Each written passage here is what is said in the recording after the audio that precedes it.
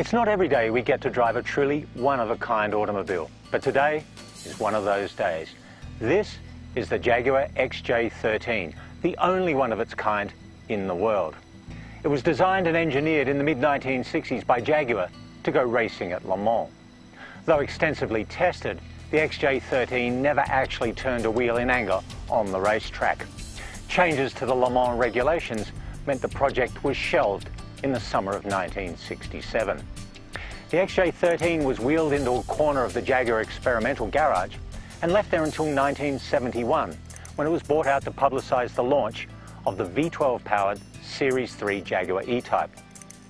Jaguar test driver Norman Dewis famously crashed the car when a rear wheel broke at 140 miles an hour during filming. Dewis escaped unhurt. The XJ13 was not so fortunate, but it was repaired and finally made its public debut in a demonstration run at the British Grand Prix in 1973.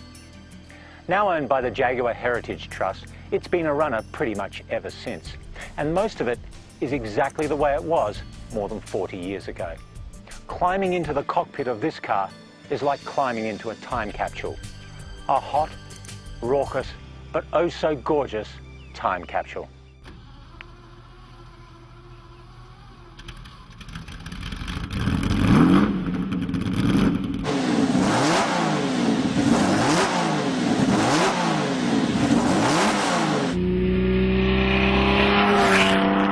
Well, this is what it's like to drive a piece of history. This is loud, it's hot, but it's utterly fantastic.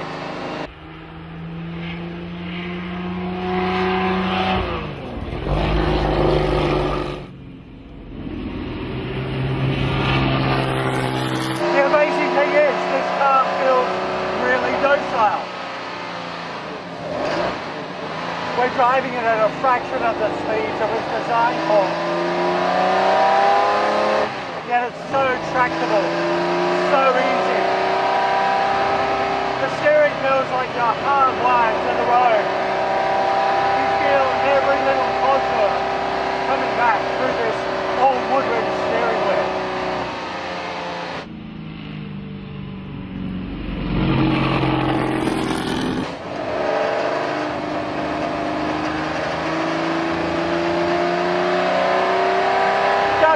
The noise of that V12 engine behind me. It sounds astonishing. It's like a small war going on back there. They don't make them like that anymore.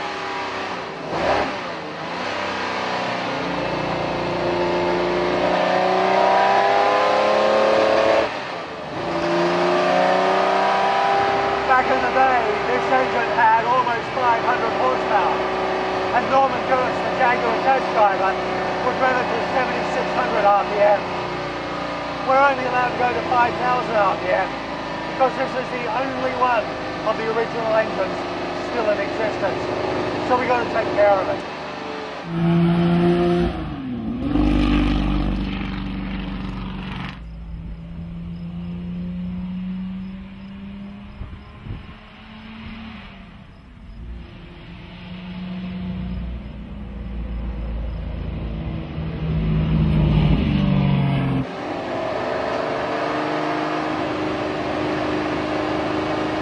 It's a very tight fit in here. Norman Dewis was a short man, only 5 foot something.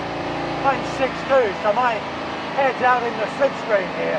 Even so, there's not a lot of buffeting. It's actually quite comfortable.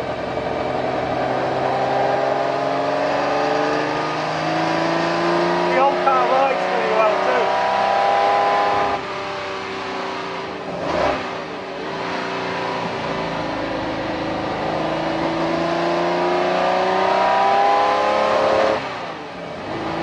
Racing tyres are quite compliant, and the suspension, parts of which come from the E-Type Jaguar, work really nicely over these roads. It's a real shame this car never ever raced. You know, it was designed to win at Le Mans, and I think with a bit of development and a bit of tuning, it would have given Ferrari, Ford and Porsche a real run for their money.